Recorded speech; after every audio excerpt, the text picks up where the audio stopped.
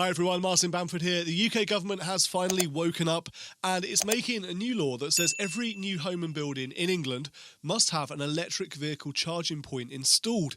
Isn't this great news? As the transition to electric vehicles continues, we're all going to be able to drive our cars without having any worries about running out of juice or worrying about getting stranded on the side of the road because we couldn't find somewhere to charge up. This is the news of a new law coming out next year that means new buildings in England must install an electric vehicle charging point. Prime Minister Boris Johnson is announcing the move at the CBI annual conference, and the law will result in an additional 145,000 new charging points installed each year. In addition to new houses, all new build supermarkets and offices will be required to install charging points, and any building undergoing significant renovation. The new law coincides with a widespread shift to electric vehicles, with the sale of new petrol and diesel cars banned from 2030. As things stand, and I can say this as an EV driver myself, there might be enough charging points out there to cope with existing demand.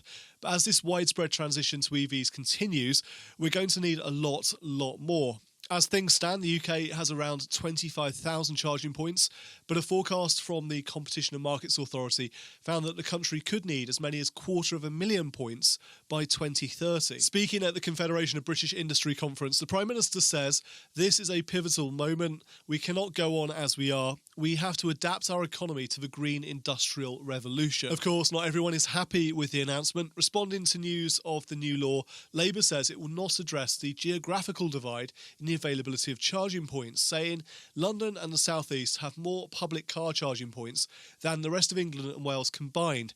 Yet there is nothing here to help address this, nor is there help so lower and middle income families can afford electric vehicles or the investment required to build the gigafactories we need. According to the government, the new law will make it as easy to charge an electric vehicle as it is to refuel a petrol or diesel car today. And that's often an objection I hear from ICE, internal combustion engine drivers. It's so simple to pull into a petrol station, isn't it? Throw X number of litres of dinosaur juice into the tank and then get on with the rest of your journey. Yes, driving and charging an EV, it does require a little more forward planning. But quite honestly, the majority of the charging I do is on my driveway overnight, giving me a full tank of around 200 miles each and every morning. Otherwise, on very long journeys, I stop at a Tesla supercharger, charging for between 15 and 30 minutes while going to get a coffee, maybe nip into the loo. But it's all about forward planning and realising the overwhelming majority of drivers do no more mileage in a typical day than a battery can cope with. Along with this requirement to install new chargers, the law will also introduce simpler ways to pay, using contactless payments at all new fast and rapid charger points. That's welcome, but the current system of different charger operators means I've got a just-in-case folder, different apps on my phone, where I've registered for 4 or 5, maybe 6 of the main providers, should I ever need to visit one of their charging stations when I'm out and about. To be fair, I did that back in my first few months of EV ownership, back when I suffered from a great deal more range anxiety than I do today. And it's not something that I especially worry about anymore, now that I've got some real-world experience of what it means to drive with a battery. Switching to electric vehicles forms part of the UK strategy to achieve climate change targets. Internal combustion engines in cars and taxis currently account for 16% of UK emissions. It's inevitable that within the next decade, most of us will be driving EVs. And that means a significant investment in the associated infrastructures needed to support that transition, that shift. Around 1 in 10 cars sold last year in 2020 were electric in the UK. That's up from around 1 in 40 only 2 years earlier. So as EVs become more affordable, and as we get closer, of course, to the petrol and diesel ban on new car sales in 2030, that proportion is bound to continue to rise. Several car manufacturers have already announced their intention to go all electric from 2025. That includes Jaguar and Volvo. Ford has committed to making all of its vehicles it sells in Europe electric by 2030.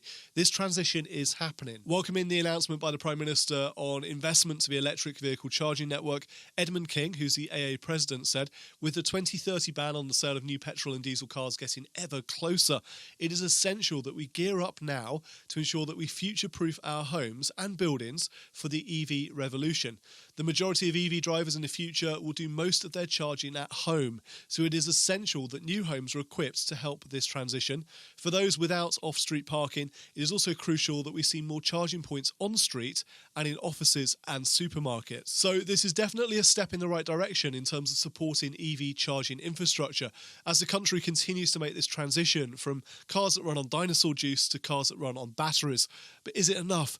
Are you still worried about range anxiety if you've not yet made that switch from ICE to EV? Let me know in the comments. Thank you for watching this video. Until next time, I'm Martin Bamford, and remember, when it comes to your money, the more you know, the faster it can grow.